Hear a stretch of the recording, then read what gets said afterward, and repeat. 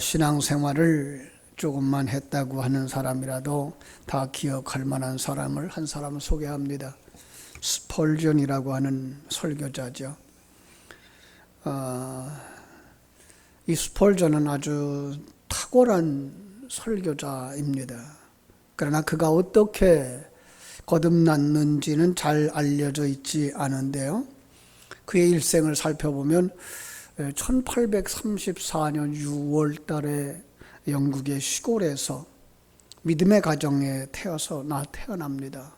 아버지는 목사님이셨어요. 그런데 그때나 지금이나 이 가난한 목사님들 교회만 돌보는 일 가지고 안 되니까 일도 하면서 한편으로는 일하고 한편으로는 목양을 하는 그런 분이셨고, 기도의 어머니가 계셨습니다. 어머니의 기도 속에서 언제나 이 스펄전은 맏아들로서의 삶을 살아왔습니다.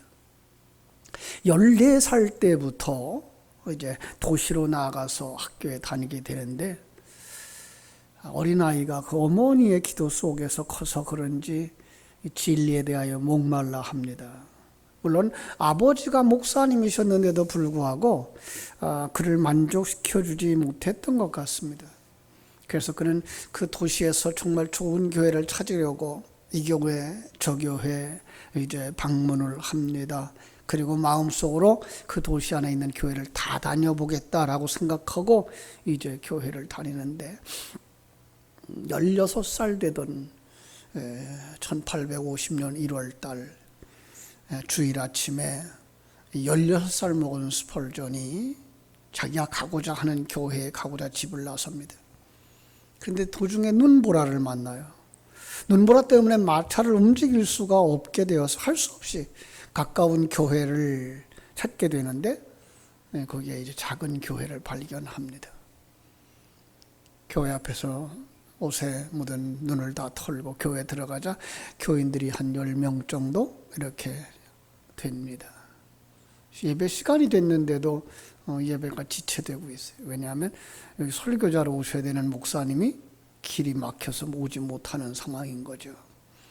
그러자 이제 구두 수선공이었던 집사가 강단에 올라가서 예배를 시작합니다. 열정적인 찬양을 불러요. 이 감리교 쪽인데 스펄전은 그러질 않았던 것 같아요. 침례라서.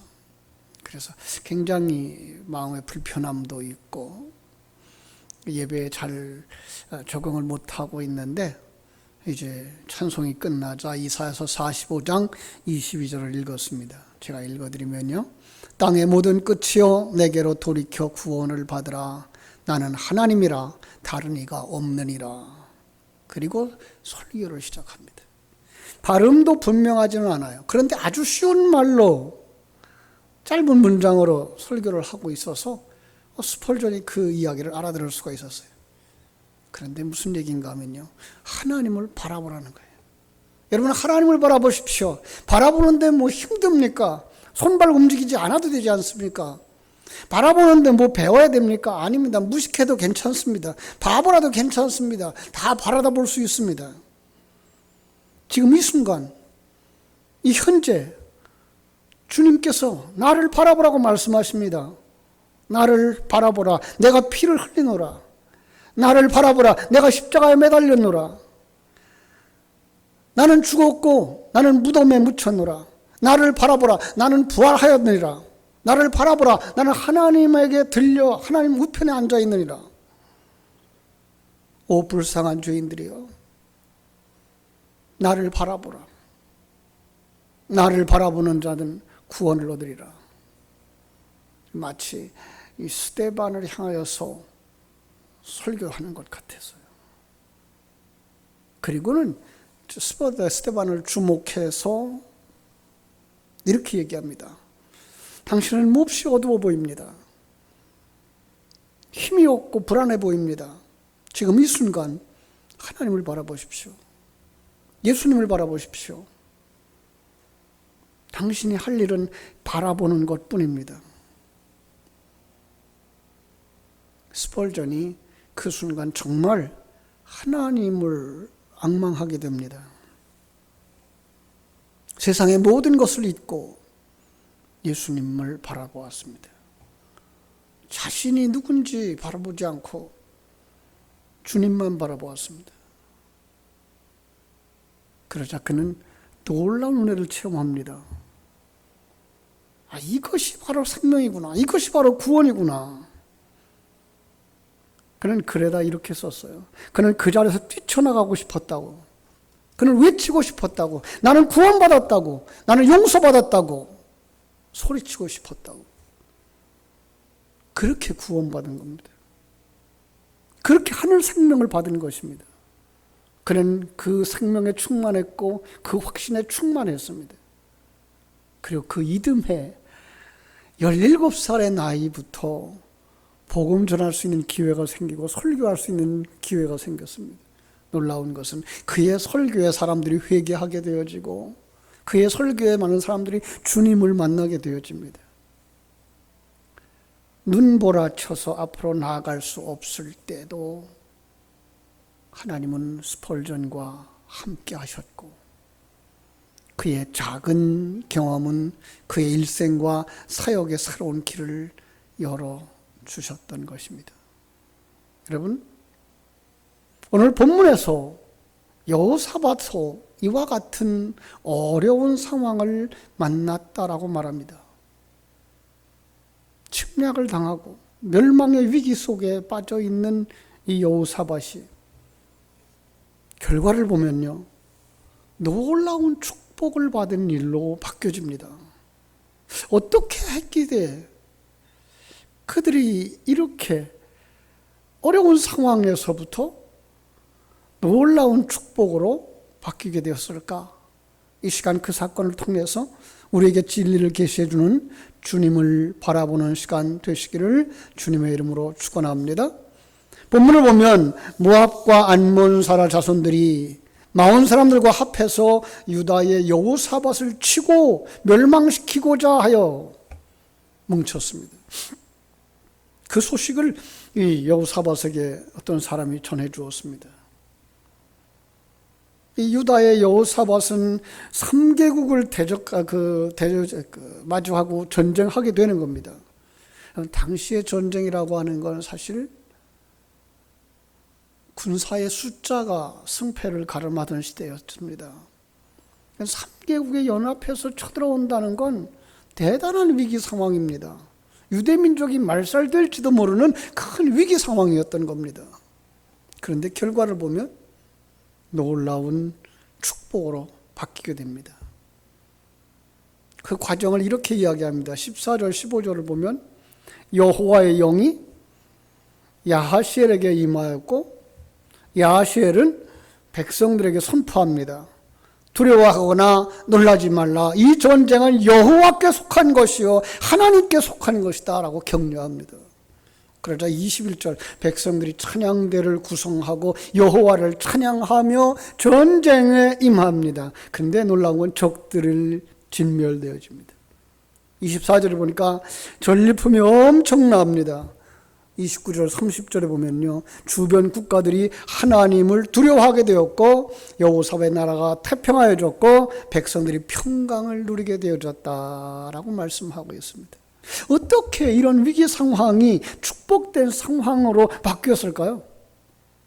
오늘 본문에 보면 우리가 만난 엄청난 이 전염병으로 말미암아 위기 상황을 느끼는 우리들의 모습과 너무나 비슷한데 그때 어떻게 했다고요? 눈을 들어 주님을 바라보는 것입니다. 여러분, 복음성가에 주만 바라볼지다라는 것이 있죠. 하나님을 사랑하는, 하나님의 사랑을 사모하는 자, 하나님의 평안을 바라보는 자. 한번 같이 불러볼까요? 하나님의 사랑을 사모하는 자, 하나님의 평안을 바라보는 자, 너의 모든 것 창조하신 우리 주님이 너를 얼마나 사랑하는지. 하나님께 찬양과 경배하는 자, 하나님의 선하심을 닮아가는 자, 너의 모든 것 창조하신 우리 주님이 너를 자녀 삼으셨네. 하나님 사랑의 눈으로 너를 어느 때나 바라보시고 하나님 인자한 귀로서 언제나 너에게 기울이시니 어두움에 밝은 빛을 비춰주시고 너의 작은 신음에도 응답하시니 너는 어느 곳에 있든지 주를 향하고 주만 바라볼지라. 마지막 부분에 보면 너는 어느 곳에 있든지 주를 향하고 주만 바라볼지라. 주만 바라볼지라. 주님을 바라보는 여러분 되시기를 주님의 이름으로 축원합니다. 여러분, 우리가 위기 상황을 만났던 여호사밧과 그 백성들처럼 지금 우리는 전염병이라고 하는 큰 대적을 만나고 있지는 않을까요? 아니요. 더 무섭게 다가오는 사단의 공격을 우리는 당하고 있는 걸 여러분 보십니까? 하나님은 이렇게 전염병이라고 하는 걸 통해서 사단의 역사를 우리에게 계시해 주고 계시다고 봅니다. 보이지 않아요. 때로는 드러나지도 않아요. 그런데 불구하고 사람을 그 병에 전염시켜서 멸망으로, 죽음으로 이끌어가는 모습을 보게 되는 거죠. 참으로 안타까운 거죠. 어제까지만도 이 병에 전염되었다고 확진되어진 사람들이 7,041명? 이 전염병으로 돌아가신 분들이 49명. 물론 완치되어져서 퇴원하신 분들이 118명. 신천지 집단이 전염병에 온상이 되어졌기 때문에 급작스럽게 전염된 사람들이 많아진 것은 사실이지만 우리 지역에는 지금 아직 전염병자가 없는데도 불구하고 이렇게 긴장하는데 대구 지역에, 경산 지역에, 그 경북 지역에 얼마나 사람들이 두려워하고 있을까요?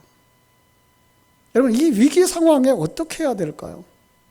오늘 여호사밧은 이 위기 상황에서 어떻게 대처했나를 통해서 우리도 이 위기 상황에 대처하는 시간이 되어졌으면 좋겠습니다. 그는 12절 13절에서 이렇게 말합니다. 우리 하나님이여 그들을 징벌하지 아니하시나이까. 우리를 치러오는 이 큰 무리를 우리가 대적할 능력도 없고 어떻게 할 줄도 알지 못하옵고 오직 주만 바라보나이다 하고 유다 모든 사람들이 그들의 아내와 자녀와 어린이와 더불어 여호와 앞에 섰더라. 그냥 질병에 그냥 푹 빠져버린 게 아니라, 그 전쟁의 위기에 푹 빠져버린 게 아니라 그들은 눈을 들어서 주님을 바라보았다는 겁니다. 이 여호사밧의 주만 바라보는 행동은 어떤 것들일까? 3절에 보니까 여호사밧이 두려워하여 여호와께로 낯을 향하여 간구하고 온 유다 백성에게 금식하라 공포하였다. 외적으로는 적과 맞닥뜨리고 내적으로는 두려움에 포위화된 이 여호사밧과 이 백성들, 그들 모두가 다 여호와께로 낯을 향하였다. 3절, 4절 공통적으로 소개된 표현이 뭐야? 여호와께로, 여호와께로 라는 표현입니다. 여호사밧 왕으로부터 온 백성까지 여호와께로 낯을 향하여 오직 하나님만 위기를 해결해 줄 수 있는 유일한 분이심을 믿고 바라보았던 것입니다. 연약한 인간은 고통의 삶이 밀려올 때 그 고통 자체만 바라보는 수가 너무 많습니다. 그리고 그 고통이 전부인 것처럼 여겨지기도 합니다. 그러면 그 고통 속에 빠지고 맙니다. 가끔 암으로 고통당하고 있는 분들의 모습을 보면서 또 암에서 해방되어진 분들의 모습을 이렇게 볼 때 우리는 그걸 확연히 발견할 수 있죠. 그저 늘 병원에 갔다 오고 약으로 자기를 다스리려고 하는 그 병 속에 빠져서 깊이 병으로 들어갔을 분들은 생명을 잃는 경우가 대부분이에요. 네, 후를 털어버리고 죽으면 죽겠다라고 생각하고 때로는 자연으로 돌아가는 사람들, 자연스럽게 살아가는 사람들, 극복하고 살아가는 사람들이 더 많더라고요. 신약 성경에도 보면 주님께서 바다 위로 걸어오실 때 베드로가 주님 나도 물 위를 걸을 수 있게 해주세요. 주님께서 오라 그러죠. 오라. 베드로가 주님만 바라보고 나가자 물 위를 파도 위를 그것도 잔잔한 물이 아니라 파도 위를 걸어갑니다. 그런데 파도가 일어나자 그가 파도를 바라보는 순간 그 파도 속에 푹 빠져들어가는 모습을 우리는 발견할 수가 있습니다. 사방이 우겨쌈을 당합니다. 답답함이 죄어옵니다. 결국 다른 곳에 시선을 돌리지 못하고 그 속으로 빠져버리는 겁니다. 여러분, 이런 어려운 상황 속에서 우리는 누구를 볼 수 있어야 됩니까? 하나님을 바라볼 수 있어야 됩니다. 오늘 주신 말씀처럼 그는 창조자요, 그는 섭리자요, 그는 경륜자요, 그는 내 아버지 되신다는 사실을 바라볼 수 있는 눈들이 열려지기를 주의 이름으로 축원합니다. 때로는 비바람이 몰아칠 때 온통 세상이 다 빛뿐인 것 같고 피할 곳이 없는 것 같죠. 그러나 그 먹구름 위에는 찬란한 태양이 떠 있다는 사실을 잃어버리면 안 되는 것이듯 전염병이 파도처럼 일어날 때 우리는 그 속에서 그 파도 너머에 있는 주님, 그 먹구름 너머에 있는 하나님을 바라볼 수 있기를 주님의 이름으로 축원합니다. 1800년대에 미국의 그 매사추세츠주 세관으로 일하던 공무원이 해고됩니다. 집에 돌아와서 실직된 사실을 아내에게 알리면서 자기는 인생의 실패자가 되어졌다고, 이제 망했다고, 내 인생에 이제 소망이 없게 됐다고. 그런데 지혜로운 아내가 남편에게 낙심하지 말라고, 낙심하지 마시라고, 지금이야말로 당신이 원하던 글 쓰는 일을 시작할 때가 아니냐고. 남편이 걱정을 합니다. 뭘 먹고 산단 말이에요. 아내가 남편에게 이야기합니다. 제가 도울게요. 아니, 그리고 저축해 둔 것이 조금 있어요. 그것만 가져도 우리가 한 1년 동안은 충분히 먹고 살 거예요. 그 1년 동안에 내가 글을 써낼 수 있을까? 주저하는 남편의 손을 잡고 아내가 기도합니다. 하나님이 도우실 거예요. 하나님 도와주세요. 정말 얼마 되지 않아서 첫 번째 책을 써내게 됩니다. 그리고 열심히 작품을 쓴 결과 미국이 낳은 가장 위대한 작품이라고 평가되는 주홍글씨를 발표하게 됩니다. 그가 바로 나다나엘 호돈이라고 하는 사람입니다. 낙심할 수밖에 없는 상황을 그 당대의 명작을 낳는 계기로 만든 겁니다. 어떻게? 그들이 하나님을 바라볼 때 하나님은 그들에게 전화위복의 축복을 허락해 주신 줄로 믿습니다.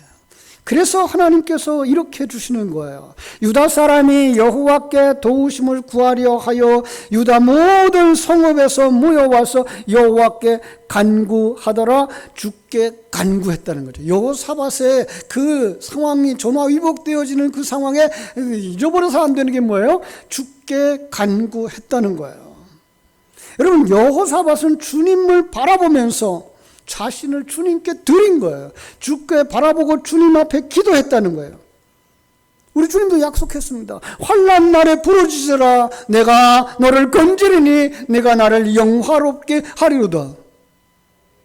시편 50편 15절 말씀입니다. 환난은 누구에게나 있습니다.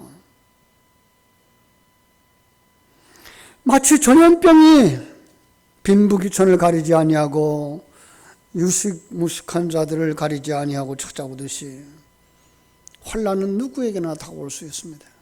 개인적으로 다가올 수 있고 또 국가적으로 다가올 수도 있고. 여러분, 그때에 우리는 어떻게 해야 될까요? 우리 잘못 판단하면 원망부터 하게 됩니다. 마치 광야길을 걷던 이스라엘 백성들이 환난을 만날 때마다 하나님 앞에 모세 앞에 불평했던 것처럼 그것은 환난을 대하는 바른 태도가 아닙니다. 원망이 없어도 낙심하는 이들이 있어요. 심지어 절망 가운데 자살하는 사람들도 있습니다. 이것 또한 환난을 대하는 바른 태도는 아닙니다. 시편을 통해서 말씀하십니다. 이럴 때에 원망하지 말고 낙심하지 말고 반항하지 말고 나를 부르라. 여호와께 부르짖으라 말씀합니다. 지금 우리 기도해야 될 때입니다. 이 전염병 얼마나 두려울까요? 아니, 우리도 이렇게 두려워하고 있는데 전염병에 감염된 사람들은 얼마나 힘들까요? 얼마나 두려울까요?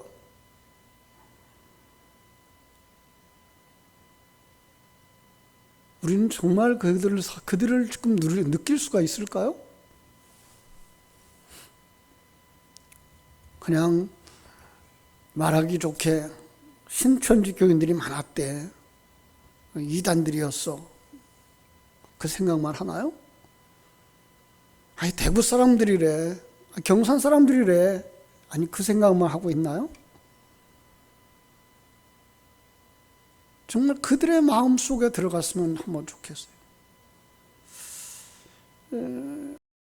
그 전염병에 들었던 사람이 그 아픈 심정을 그 인터넷 방송국에 연락을 해가지고 이렇게 대화하는 모습을 이렇게 제가 들었어요. 자기가 결혼식장에 참석했다가 전염병이 된 것 같다고, 전염이 된 것 같다고. 그러니까 자기가 그렇게 말한다 그러면 그 혼주가, 그죠? 얼마나 미안해할 것인가가 걱정되는 거예요. 자기가 전염되니까 가족들도 전염이 되어졌다고, 가족들 앞에 자기 책임인 것 때문에 죄책감을 느끼는 거예요.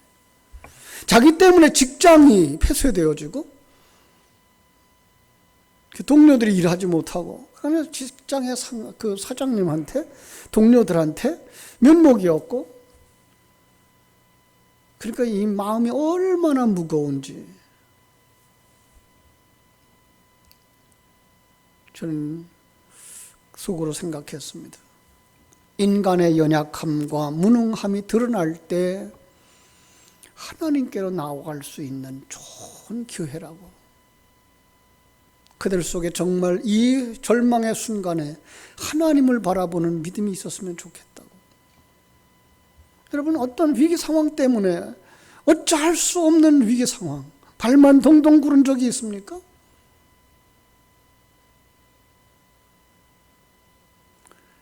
정말 큰 위기인 줄 알면서 마치 불이 활활 타고 있는 집 안에 사람이 있는데 어떻게 할 수가 없는 상황인 것처럼, 그런 상황 속에서 우리는 뭐 해야 될까요? 정말 정신을 차리고 하나님 앞에 구해야 할 줄로 믿습니다. 하나님은 때로 이스라엘 백성들이 깨우치기 위해 전쟁도 일어나게 했습니다. 전염병도 주셨습니다. 하나님은 그걸 통해서 그들을 깨우치기 원하셨던 것처럼 이 전염병의 위기는 지금 하나님의 백성들을 깨우치는 것이며 또한 죽음의 위기에 있는 자들을 향하여서 복음의 나팔을 불라고 하나님 주신 기회는 아닌가 우리 가슴에 깊이 생각해 돼야 할 줄로 믿습니다. 그때 그 위기 속에서 하나님이 원하는 것은 하나님께 등을 돌렸던 과거를 청산하고 돌이켜 하나님의 얼굴을 찾게 하시는 것이었습니다. 우리 성도님들에게 부탁을 드립니다. 우리가 할 수 있는 것이 무엇입니까? 여호사밧은 우리는 어떻게 할 능력도 없고 어떻게 할 줄도 알지 못합니다 그랬습니다. 우리의 모습이 지금 그렇지 않습니까? 그래서 집 안으로 피하면 됩니까? 밖에 나오지 않으면 됩니까? 아닙니다. 기도해야 합니다. 다니엘처럼 성전 안에 있는 예루살렘을 향하여서 창문을 열고 무엇입니까? 하나님을 바라보고 간절히 기도했습니다. 이 말씀을 나눈 이 시간만이 아니라 우리 이제부터 매일 낮 12시가 되어지면 우리 성도들은 한번 마음을 같이 해서 한 5분 동안의 시간만이라도 함께 하나님 앞에 이 위기의 때가 축복으로 전화되어지는 기회가 되게 해달라고 고통당하는 이들의 그 아픔을 묵상하면서 그들이 하나님을 바라볼 수 있고 하나님께로 돌아오는 기회가 됐으면 좋겠다고 기도하는 여러분들 되시기를 주님의 이름으로 부탁을 드립니다. 본문 13절 보겠습니다. 유다 모든 사람들이 그들의 아내와 자녀와 어린이와 더불어 여호와 앞에 섰더라. 여호사밧은 하나님의 역사를 기다렸습니다. 여호사밧이 바라보았던 하나님은 창조자 하나님이시며 섭리자 하나님이시며 경륜자 하나님이시며 우리의 아버지 되시는 하나님인 줄로 믿습니다. 그 하나님을 바라보고 그 하나님의 역사하심을 기대하는 것입니다. 그 하나님이 우리가 바라보면 바라볼수록 우리에게 마음과 생각을 지켜주실 줄로 믿습니다. 하나님을 바라보시기 바랍니다. 모든 것을 전적으로 맡기고 나의 인생의 마지막이 다가온다면 나는 어떤 모습으로 완성되어져 어디로 갈 것인가를 묵상하면서 정말 하나님의 일하심은 조금도 오차가 없다는 사실을 믿고 하나님이 허락하지 아니하시면 참새 한 마리도 죽지 아니하며 파리 하나도 죽지 아니한다는 사실을 믿는 그 믿음 가운데에서 주님을 바라볼 수 있게 되기를 주님의 이름으로 축원합니다. 영국에서 신앙의 자유가 지연되어졌을 때 허락받지 않고 설교했다는 이유로 감옥에 갇힌 젊은이가 있었습니다.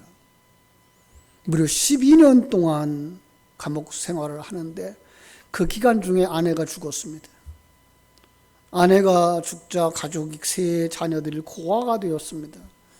비참하고 고통스러운 인생의 위기 상황이었지만 젊은이는 포기하지 않고 하나님을 바라다보며 간구합니다. 하나님, 너무 힘듭니다. 너무 고통스럽습니다. 주님, 제가 아직 할 일이 남아 있습니까? 만약 제가 해야 할 일을 볼 수만 있다면 절망하지 않겠습니다. 그때 하나님께서 그의 마음에 감동을 주셨습니다. 그에게 글 쓰는 은사가 있는 것을 깨닫게 해주셨습니다. 그리고 그에게 하나의 환상이 보여졌습니다. 하나님 나라를 향하여 걸어가는 한 사람, 감옥에 갇혔던 그 사람, 존 버녀는 감옥에서 성경 다음으로 많이 읽혔다고 하는 역작 철로 역장을 썼고 그 책을 통하여 많은 사람들에게 믿음에서 고난 속에서 이기고 극복하고 주님을 바라보며 나갈 수 있도록 돕는 자가 되어졌던 것입니다. 위기를 만났느냐 만나지 않았느냐가 중요한 것이 아니라 위기를 만났을 때 그 위기 상황 속에서 당신은 어떤 믿음을 가졌느냐가 중요한 것입니다. 지금 만나고 있는 인생의 위기는 무엇입니까? 단지 하나의 전염병입니까? 이 또한 지나가리라라고 말할 수 있을 것입니다. 그러면 우리에게 남은 것은 무엇입니까? 연단되어진 믿음, 하나님을 바라보는 믿음, 하나님께 더 가까이 나아가는 믿음 되어지기를 주님의 이름으로 축원합니다. 소년 스펄전처럼 주님의 음성을 듣는 기회가 될 수 있고, 존 버년처럼 은사를 개발하는 기회가 될 수 있고, 하나님이 정말 위복시켜 주심을 체험할 수 있는 기회가 되어질 줄로 믿습니다. 눈을 들어 주님을 바라보는 여러분 모두에게 하나님은 아름다운 열매를 맺게 해 주실 줄로 믿습니다. 기도하겠습니다. 아버지 우리 하나님,